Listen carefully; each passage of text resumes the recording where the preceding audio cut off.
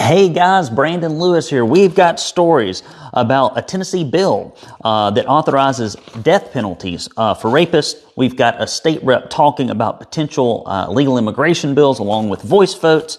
We have new bills submitted by GOP lawmakers to prohibit business and political activity with foreign adversaries. New Tennessee legislation seeks property tax relief for disabled veterans. And we've got stories about administrators run amok at Vanderbilt. And also a Memphis inmate escapes, but Ice Baby, too cold, is captured later in the safe, clean streets of Memphis. Brandon Lewis here with the TenCon Big 7 weekend update. I'd like to start off this program with a couple of announcements. The first one is I am challenging the Tennessee Lookout and the Tennessee Holler to a policy debate, simply to pick 5 or 6 topics that we all want to talk about so that we can figure out where the far left Democrats at the Tennessee Holler, the moderate Democrats at the Tennessee Lookout, and the conservative Republicans at the Tennessee Conservative, where do they think and where do they feel we should be heading with these policy decisions? So often, I think we just put a bunch of sound bites out there. And in today's modern American culture, for whatever reason, people are completely uncomfortable with just having a two-sided conversation that's not a bunch of shouting, name-calling, or censorship. But I still believe in the original power of the press that founded this nation, and that is unmitigated free speech. So if you believe in that, do tag the Tennessee Holler, do tag the Tennessee Lookout, and ask them, will you get on a call, a screen share, a Twitter space with Brandon Lewis to talk to him about these issues? We shall see. An announcement before we get into these stories also. This is a special call to action. After being deferred last session, Representative Dennis Powers' legislation to help stymie social media censorship of Tennessee's elections while preserving the First Amendment rights of all Tennesseans in today's online public square will be heard in the House Business and Utilities Committee on Tuesday, January 23rd. Reach out to these folks and ask them to vote yes on House Bill 0682. You can find their contact information in the article on our website. And in fact, Jason, if you will consider just sending out a release on that story as a standalone email and a piece, that would be fantastic. Do go to Gab, Getter, Truth, MeWe, and Rumble. Follow us on Twitter. We're going to have a special What I'm Doing weekend and snow walk around here at the house at the end of this broadcast, so you don't want to miss that. You don't want to miss that there at the end. And for those of you who believe that we need true conservative journalism in Tennessee, please do go to TennesseeConservativeNews.com, hit that support button, or mail your checks to P.O. Box 625, Signal Mountain, Tennessee 37377. On with the story. House Majority Leader Rep. William Lambert has filed a bill to authorize the death penalty as punishment for child rapists who were an adult at the time of the crime. Lambert said they should forfeit their own life. They should face the death penalty. I'm not against it. Their lives are altered forever, Representative Lambert said, and they carry those scars the rest of their lives. House Bill 1663 would allow the death penalty to be prescribed as punishment for adults who commit the following crimes: rape of a child, aggravated rape of a child, and especially aggravated rape of a child. These charges are currently classified as Class A felonies in Tennessee. I think that is a good idea. Now, if William Lambert had not originally put a bill in place or had proposed a bill where he wanted non-citizens to be police officers, I might feel a little bit more inclined to support him on other things that are more conservative. But let bygones be bygones. I think this is a good bill, and it should roll forward. If people think there are consequences, if they think they will not sit in a jail cell but immediately be executed, maybe we would have less of this heinous crime that happens in Tennessee far more often than what we like to think about. Next story. Representative Jody Barrett talked about voice votes and potential illegal immigration bills last Monday. The House Select Committee on Rules met to establish the session's rules for House of Representatives. Representative Brian Ritchie proposed a rule change that would have required all House committees to conduct roll call votes instead of voice votes in order to be more transparent. The proposed rule change was voted down via voice vote. This is hilarious. So here's the thing. For $100, you could take a card and write on it yes or no, and then you could take a popsicle stick and some tape, and you could hold your vote up to the camera, and then the clerk could take some little piece of paper with pictures of the desks and the names beside it and put yes, no, yes, no, yes, no on it, and then just scan it in for the public record. It would cost $100. These people are already on the payroll. It is a fixed cost. But for whatever reason, Cameron Sexton, William Lambert, Jeremy Faison, everybody who's in Republican leadership in the House side can't figure out how to transparently tell you how committee members are voting in committees, and that is the most important vote that happens, are the committee votes. So guys, reach out to them, ask them to support voice votes. This is ridiculous. And our reporting policy, as I have explained previously, is that if you're a committee chairman and you take a voice vote on a bill and it fails, we're going to give you all the credit or all the blame. Because unless you're asking other people to actually get on the record, we have to assume that maybe you manipulated the results. Voice votes are completely unclear. We need those things to be documented. On the Mill Creek View podcast, Representative Barrett said it's not like we're hiding behind this voice vote process. We only have a limited period during the day that we can fit these in. It makes it go faster if we're able to use the voice votes. But this thing, anybody wants to have their voice recorded in a certain way, you can make a note. Yes, you can make a note, Jody, but if people are trying to hide their votes, they don't. That's the issue. They don't. That's the whole beauty of voice votes, is that you can vote like a rhino or not vote on controversial issues or abstain, and you don't get any blowback. You're just there warming the seat. We need people to vote and to take accountability for their votes. Barrett explained that the legislature has to do in order to record a vote is to give a thumbs up or a thumbs down to the clerk. The lawmaker went on to explain that he hopes to file legislation on illegal immigration. Representative Barrett, if you're going to file legislation on illegal immigration, contact us. We will help support you on that. It is, according to conservatives, like the #1 legislative priority for this session. We've asked them again and again, and yet leadership has said nothing about it. They have hidden. Your GOP, your Tennessee GOP, has killed every bill. The leadership has killed every bill that would effectively reduce illegal immigration in our state. That is a stone cold fact. They're corporately corrupt, and they've got all this campaign money coming in, and instead of doing the will of the people back in the constituents district, like me and you, they're not going to do that. They're going to do whatever the left-leaning corporations tell them to do, because they fund both sides of the aisle up in Tennessee's legislature, and that includes the Democrats and the Republicans. One potential bill would require the words non-U.S. citizen to be presented clearly on the face of temporary licenses issued to individuals with temporary visas. It's some clerical stuff. I'm sure that'll really help, so that law enforcement knows what situation they're dealing with. I mean, I guess that's better than nothing. That's kind of a nothing bill. This would provide less confusion. Another bill that Barrett is working on would create heightened sentences for illegal immigrants found guilty of certain criminal activities. Listen, Mr. Barrett, let's not let them get to Tennessee and then try to make it a little bit better. Let me give you the suggestions, okay? If you have a pen and a piece of paper, write these down.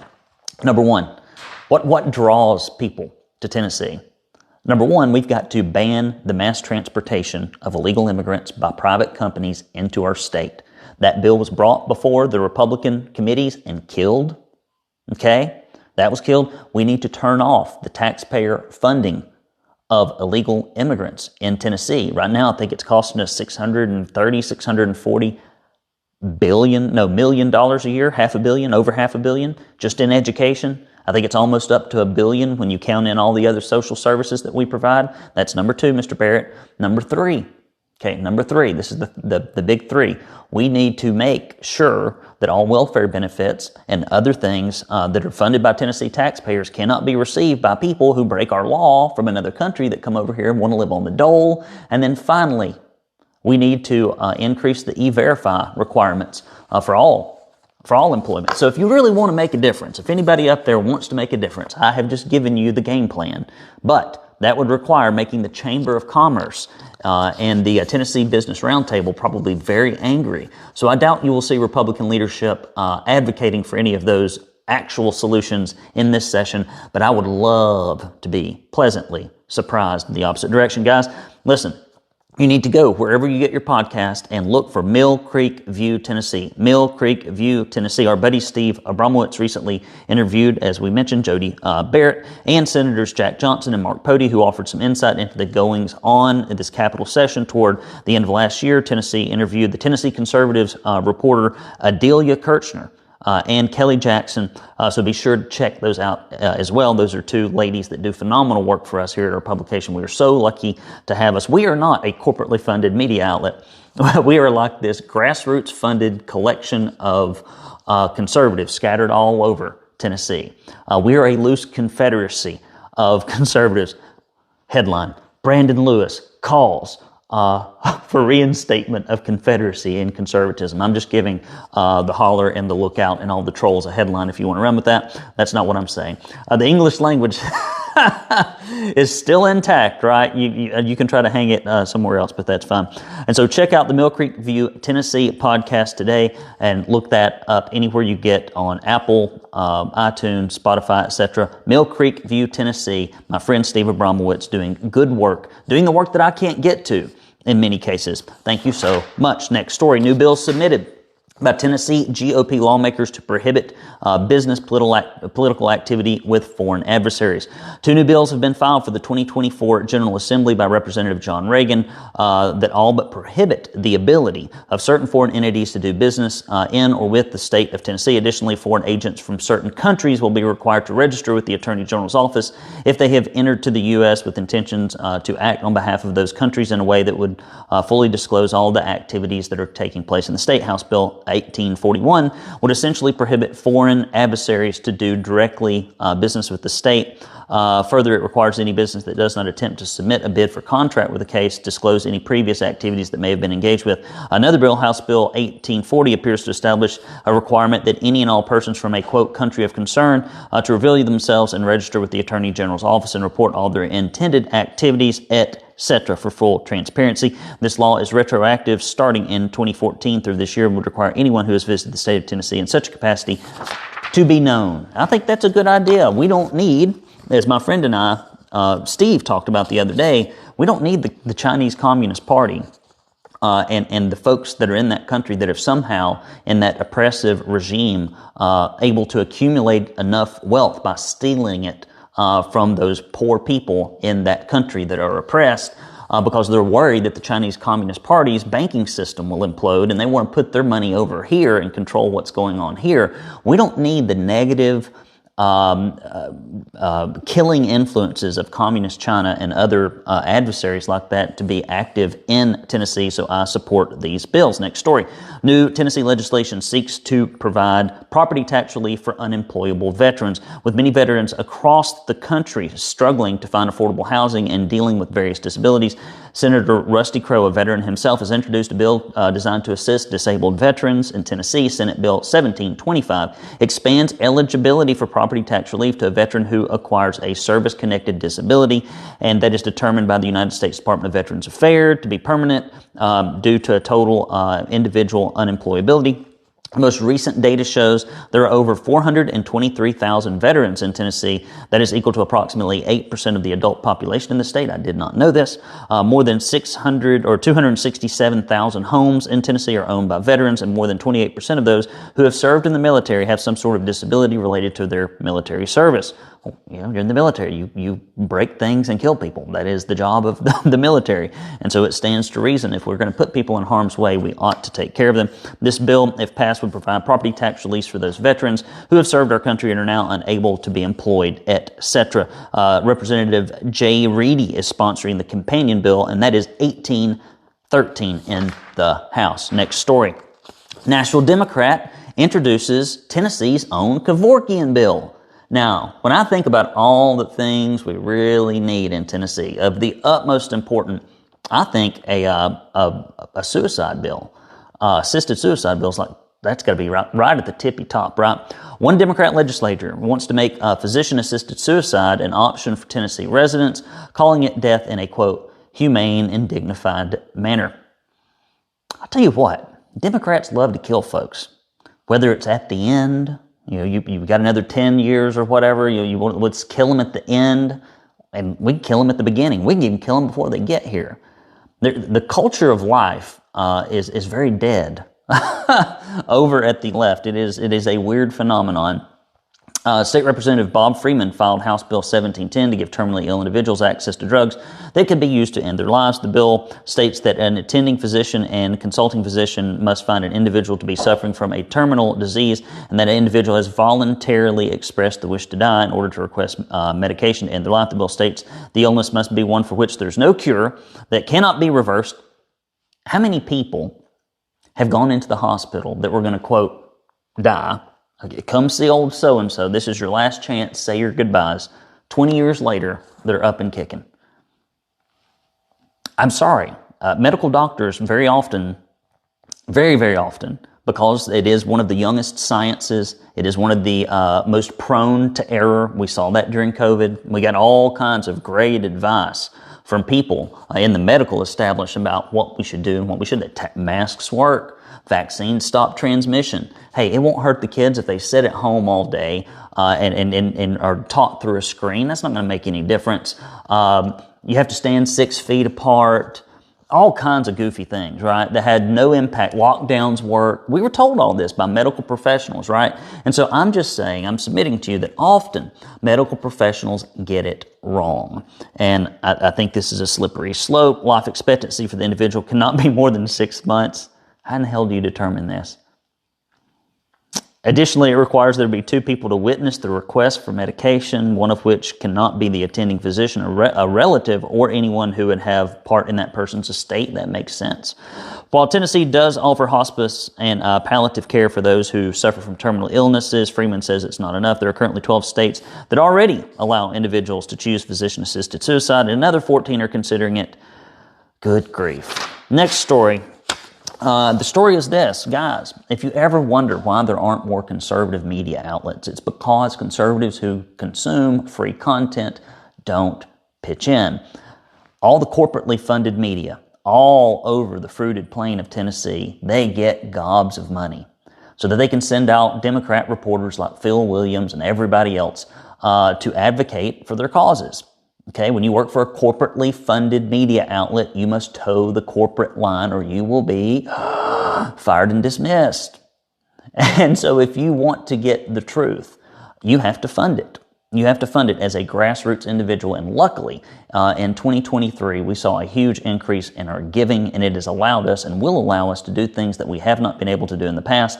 So if you have been on the fence and you have yet to give to the Tennessee Conservative, go to TennesseeConservativeNews.com, hit that support button, and you can also mail your checks to P.O. Box 625, Signal Mountain, Tennessee 37377, and we will send you, if you donate any amount, this Stop Feeding the Rhinos bumper sticker. It will not be backwards when we mail it to you. And this Don't California My Tennessee bumper sticker will also send you this directory of your elected state reps and state senators, should you ever wish to contact them during the legislative session. It is publicly available information. We're just putting it on paper and sending it to you. If you give $50 or more, or if you give a recurring donation of $10 or more, we will send you this Proud Tennessee Conservative koozie and also this Proud Tennessee Conservative tumbler. We put, you can't see this, we put a black hole at the bottom of every one of these, made from a small piece of a dwarf star. So it really does have magical properties, and it is highly, this thing weighs about 75 pounds. It is the dwarf star inside here and the black hole that gives it that weight. So guys, do go to TennesseeConservativeNews.com and hit that support button. You can't just be a keyboard warrior. If I look at your bank account and you've not given anything to conservative causes of any significance at the state level, and yet you complain about why the state is like it is, you are part of the problem. Get off your keister and give. I can look at your bank account and tell you if you're conservative or you're just a keyboard warrior. Next story. Bill introduced by Tennessee Republicans would enable enforcement agencies to assign SROs to school that failed to request one. House Bill 1664 is being carried by Representative Todd Warner, a conservative. Almost always agree with Todd, not all the time, but almost always. And it's Senate Companion Bill, SB 1715, sponsored by Senator Joey Hensley. Those are two pretty darn conservative guys. It's probably a good idea. In essence, it alters the law so that an SRO can be assigned without the school district or board of education entering into what is called a, quote, memorandum of understanding with law enforcement agencies. In addition, the bill also includes language that authorizes the appointed SRO to carry a weapon on school grounds without the express written authorization of director of schools and the principal of the school assigned. The current law, those who to be initiated in the school's Board of Education, we can't rely on the Board of Education, especially in a lot of these failed school districts, to make good decisions. I'll say it again. You cannot rely on the Board of Education in failed school districts to make good decisions. How do you know that? Because they haven't made good decisions the whole time.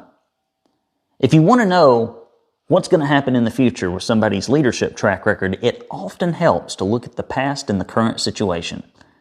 So trying to entrust people who can't get the basics done in education with things that are more complex and perhaps politically charged often shouldn't be left with the folks that continue to fail our kids.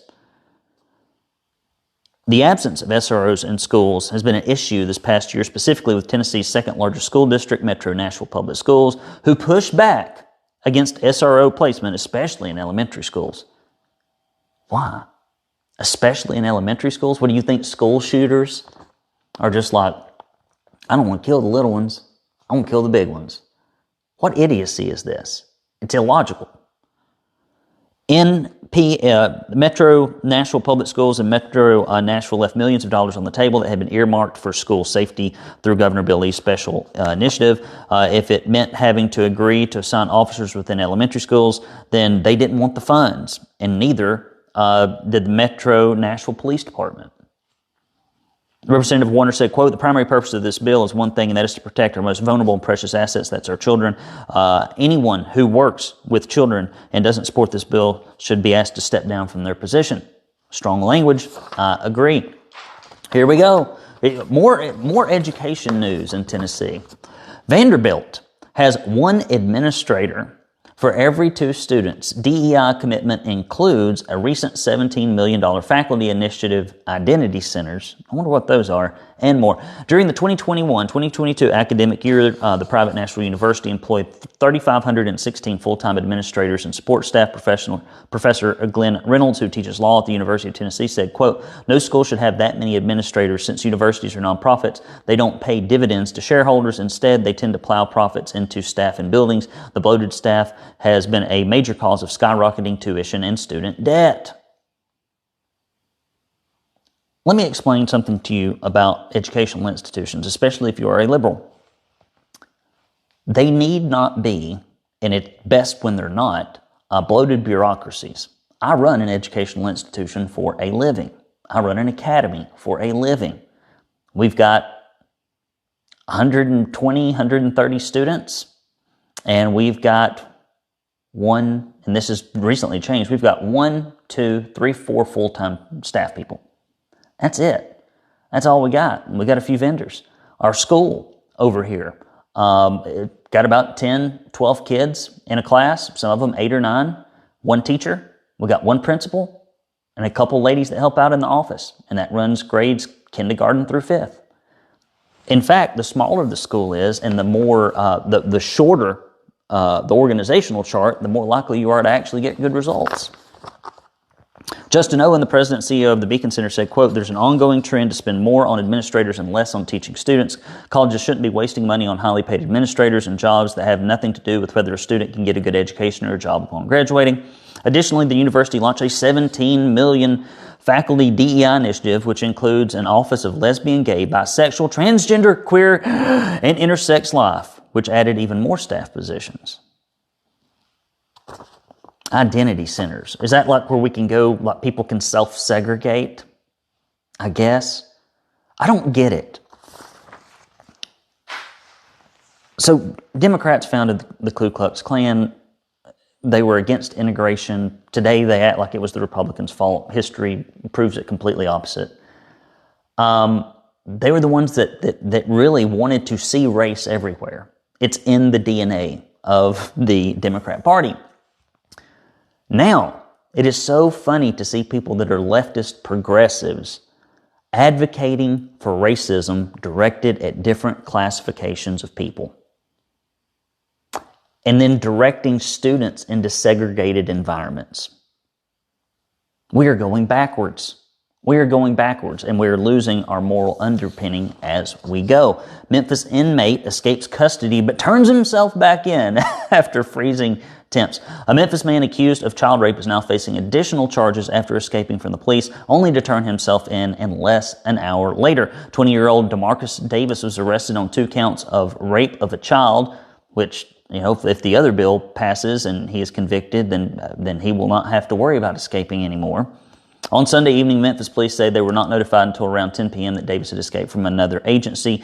With wind chills falling below 0 degrees on Sunday evening and accumulation of 4 to 6 inches of snow, the weather proved to be more than Davis could tolerate. Around 10:35 p.m., Davis asked a civilian to contact police because he wanted to turn himself in. Memphis police picked him up, and he was taken to the Shelby County Jail. What if I were escaped?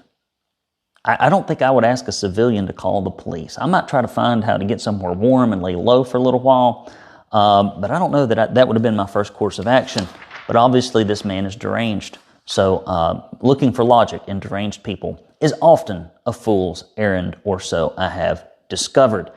Guys, thank you so much for tuning in to this 10Con Big 7. I will reiterate my support for Dennis Power's social media censorship bill. If you're tired of being censored on Facebook, and Google, YouTube, all the other big tech platforms, Instagram, that absolutely hate freedom of speech in our country. The First freaking Amendment, they hate it. They hate anything that has to do with telling the truth and getting the truth out there. That's the truth. And all of this is big tech, it's left-leaning corporations, and the GOP. And then you got a handful of contingency of freedom fighters, conservatives, who want us to preserve our way of life as it relates to speech, which has helped make us one of, in fact, the most flourishing countries in the history of the globe. But they want to do it in some other way, and perhaps the way that other failed nations have done, and we've seen that historically not turn out so well.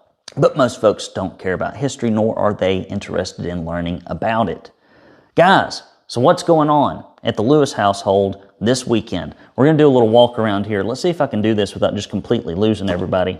Here we go. We're going to do a little walk around outside, and hopefully I don't murder myself. So here we go. What's going on this weekend at the Lewis household? I know this is why every one of you tunes in to the Big 7 every single week. Tonight, I'm going to take my beautiful wife. We're going to get dressed up, and we're going to go to a convivium celebration for my fraternity. I am a member of Kappa Alpha Order. And we're also going to go to a friend's birthday party on Sunday. Saturday night, I will be at church services. And I've got to work all day Saturday because my annual event is next week. As you can see here at Casa de Lewis, we have still got lots of snow on the ground. Lots of snow on the ground, lots of snow in the woods. It's cold. It's cold. I've been chopping wood, running the old wood burner today because these heat pumps ain't keeping up. Guys, thank you for all of you who sent in donations for the annual fund.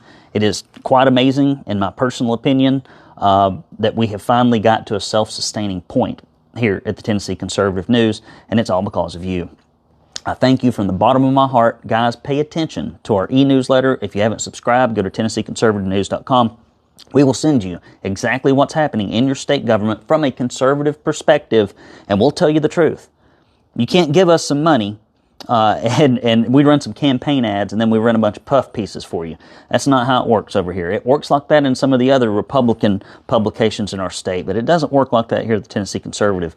We hold true to the party platform. Even if our leadership thinks it's a useless document, we hold firm to the party platform, and we will report just like you believe and I believe, the grassroots primary voters that get out there and make it happen.